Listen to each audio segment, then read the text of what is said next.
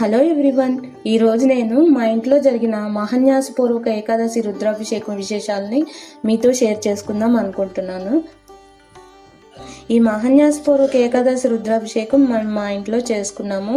దీనికి మేము మృత్తికా శివలింగం అంటే పార్థివలింగం అని కూడా అంటారు. అంటే ఇది పుట్టమణితో తయారు చేస్తారనమాట. పుట్టమట్టిని ఒకే ముద్దగా చేసి ఆ ముద్దని శివలింగాకారంలోకి తీసుకువస్తారు. దీన్నే పార్థివలింగం అని పిలుస్తారు. మహాన్యాసపూర్వక రుద్రాభిషేకానికి ఈ మృత్తికా శివలింగాన్ని ఉపయోగించడం అనేది చాలా విశేషమైనది. ఈ ఏకాదశి రుద్రాభిషేకం చేయటానికి శ్రావణ మాసం, కార్తీక మాసం చాలా విశేషమైనవి. అవే కాకుండా ఏ పుణ్య దినాల్లో అయినా, పర్వదినాల్లో అయినా, ప్రదోష కాలంలో అయినా ఈ అభిషేకం నిర్వహించడం వల్ల అపారమైన ఫలితం కలుగుతుంది. ఏకాదశి రుద్రాభిషేకం పరమశివుణ్ణి పూజించే అత్యంత శక్తివంతమైన ప్రక్రియ. ఇది మహాన్యాసపూర్వకంగా నిర్వహిస్తారు. ఏకాదశి అంటే 11. ఈ పూజలో శివుని 11 రూపాలని రుద్రమంత్రాలతో పూజిస్తారు. ఏకాదశి రుద్రులు అంటే విశ్వేశ్వరుడు, మహాదేవుడు, త్రయంబకుడు, త్రిపురాంతకుడు, త్రికాగ్నికాలుడు, కాలాగ్ని రుద్రుడు, నీలకంఠుడు, మృత్యుంజయుడు, సర్వేశ్వరుడు, సదాశివుడు, శ్రీమన్మహాదేవుడు అన్నమాట. ఇవి శివుని యొక్క 11 రూపాలు. ఈ 11 రూపాలని రుద్రమంత్రంతో పాలు, పెరుగు, తేనె, నెయ్యి, పంచదార మరియు భస్మం, ఇంకా పళ్ళ రసాలు, ఇలా 11 రకాలైన పదార్థాలతోటి అభిషేకం చేస్తారు. శ్రీ మహావిష్ణువు రామునిగా అవతరించినప్పుడు సీత కోసం లంకకు సముద్రం దాటి వెళ్లే ముందు ఏ అడ్డంకులు రాకుండా రామేశ్వరంలో శివలింగాన్ని ప్రతిష్ఠించి రుద్రాభిషేకం చేశాడని రామాయణంలో చెప్పబడింది. రామేశ్వరం యొక్క ప్రాముఖ్యత మనందరికీ తెలిసిందే కదా. ఈ అభిషేకానికి ముఖ్యంగా ఆవు పాలు, ఆవు పెరుగు, ఆవు నెయ్యి, అలాగే తేనె, పంచదార, భస్మం మాత్రమే కాకుండా మిగిలిన పళ్ళ రసాలు మనకు అనుకూలమైన వాటిని తీసుకుని మొత్తంగా 11 రకాలు ఉండే విధంగా చూసుకోవాలి. అలాగే శివలింగాన్ని ఉత్తర దిశగా ఉంచాలి. మనం తూర్పు ముఖంగా కూర్చుని పూజించాలి. అభిషేకం అనేది వేదాల్లో చెప్పబడిన అత్యంత శక్తివంతమైన ప్రక్రియ. ఇది ఒక సమర్పణ విధానం. అభిషేకం ద్వారా మన అహంకారాన్ని దైవానికి సమర్పించడం జరుగుతుంది. మహాదేవుడైన శివుడు శాంతి స్వరూపుడు. అందువలన శివాభిషేకం చేయటం మన మనసుకు శాంతినివ్వటమే కాకుండా ఇది మన ఆత్మని శుద్ధి చేస్తుంది. రుద్రమంత్రం వినటం ద్వారా నెగిటివ్ ఎనర్జీ తొలగింపబడి దైవానుగ్రహానికి ఆకర్షితులం అవుతాము.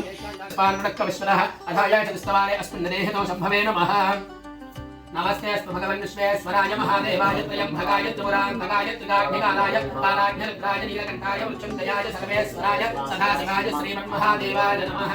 ओं नमो हिरण्यपाहवेशेनान्य शान्तपतये नमो नमः वृक्षेभ्यो हरिकेशेभ्यः कुतूनामपतये नमो नमः सत्पिञ्जराय विषयमते पथीनामपतये नमो नमः पुरुषायुव्याधिनि नानामपतये नमो नमः हरिकेशायोपवे.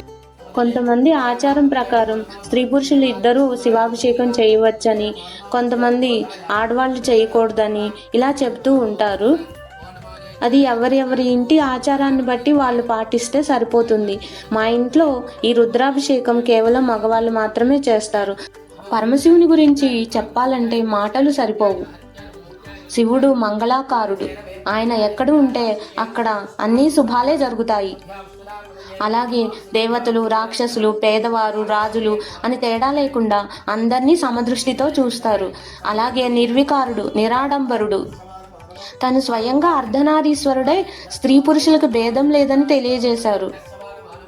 శివుడు మనలోని భక్తిని మాత్రమే చూస్తాడు, మన బలాన్ని కాదు. అలాగే ఆయన భస్మాన్ని ధరించిన భక్తులు ఏం కోరితే అవి అనుగ్రహిస్తాడు. అలాగే ఓం నమః శివాయ అని ఎవ్వరు పిలిచినా బోళాశంకరుడై వెంటనే పలుకుతాడు. శివుడు అభిషేక ప్రియుడు. మనకి అవకాశం లేనప్పుడు కాసింత గంగని తీసుకువచ్చి అభిషేకించినా కూడా ఆయన ప్రసన్నుడవుతాడని మన పెద్దవాళ్ళు చెప్తారు. అలాంటిది పర్వదినాల్లో శివాభిషేకం చేయటం వల్ల ఇంకెంత ఫలితం కలుగుతుందో కదా. ఈ రుద్రాభిషేకం చేయటం వల్ల గ్రహాల ప్రతికూల ప్రభావాలు, అలాగే అకాల మృత్యు భయాలు తొలగింపబడటమే కాకుండా అన్ని రకాలైన బాధలు, పాపాల నుంచి విముక్తి పొందుతారు. అలాగే దుష్ట శక్తుల నుంచి కాపాడబడి శత్రువులపై విజయం సాధిస్తారు. ఈ పూజ చేయటం వల్ల ఆత్మ మరియు శరీరం కూడా శుద్ధం అవుతుంది. ఈ పూజ చేయటం వల్ల గృహంలో శాంతి, శ్రేయస్సు కలుగుతుంది మరియు ఆర్థిక సమస్యల నుంచి బయటపడగలుగుతారు. అలాగే మీ ధర్మబద్ధమైన కోరికలు నెరవేరటమే కాకుండా ఐశ్వర్యం, సంపద మరియు మీకు ఉత్తమమైన అవకాశాలు రావటమే కాకుండా ఆధ్యాత్మిక చైతన్యం కలుగుతుంది. అలాగే సమయం ఉన్న వాళ్ళు మార్కండేయ చరిత్ర, అలాగే శివపురాణం ఇలాంటి ఆధ్యాత్మిక గ్రంథాలు చదవటం ద్వారా మహాదేవుడి గురించి ఇంకా బాగా తెలుసుకోవచ్చు. అలాగే మీ పిల్లలకు కూడా తెలియజెప్పచ్చు. అలాగే ఈ పూజలు, అభిషేకాలు ఇంట్లో నిర్వహించటం వల్ల మన పిల్లలకు కూడా ఇలాంటి విషయాలు తెలియజేసిన వాళ్ళం అవుతాము. వాళ్ళకు కూడా భవిష్యత్తులో ఆధ్యాత్మిక మార్గంలో నడవాలనే ఆలోచన కలుగుతుంది. ఈ ఆధునిక కాలంలో మనం టెక్నాలజీలో ఎంత ముందంజ వేసినా మన మనశ్శాంతి మాత్రం దైవనామస్మరణ వల్లే కలుగుతుంది. పూజ అంటే దీపం పెట్టడం, పుష్పం వేయటం మాత్రమే కాదు, అది మనసుని శాంతిపరిచే ఒక ఆధ్యాత్మిక సాధన.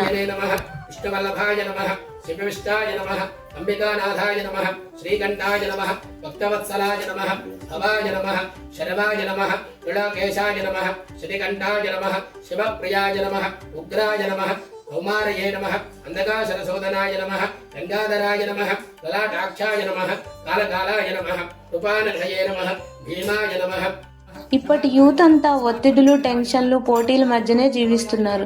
ఇలాంటి సిచ్యువేషన్స్లో రోజుకు ఒక 5 minutes కేటాయించి ఓం నమః శివాయ అనో లేదా ఓం నమో నారాయణాయ అనో ఏదో ఒక మంత్రం వాళ్ళకి నచ్చినది ఒక 5 minutes స్థిరంగా కూర్చుని ప్రాక్టీస్ చేసినట్లయితే వాళ్ళ ప్రెజర్స్, టెన్షన్స్ తగ్గి వాళ్ళ ఆలోచన విధానంలో మంచి మార్పు వస్తుంది.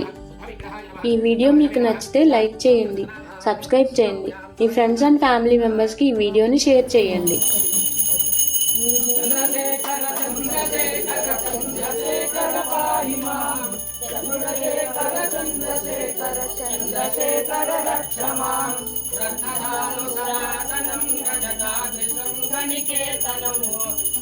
ఇదండి మా ఇంట్లో జరిగిన ఏకాదశి రుద్రాభిషేకం విశేషాలు.